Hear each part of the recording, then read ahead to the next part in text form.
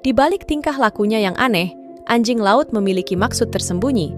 Saat pria itu menikmati penyelamannya, anjing laut tiba-tiba berenang di sebelahnya.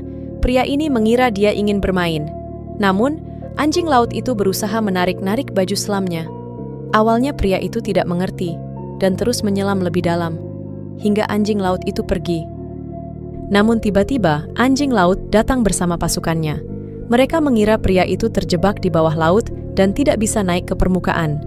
Mereka berusaha menarik-narik baju selamnya. Akhirnya pria itu mengerti maksud mereka dan membiarkan dirinya ditarik ke atas permukaan. Pria itu terkejut dan tak bisa berkata-kata saat anjing laut pergi setelah menarik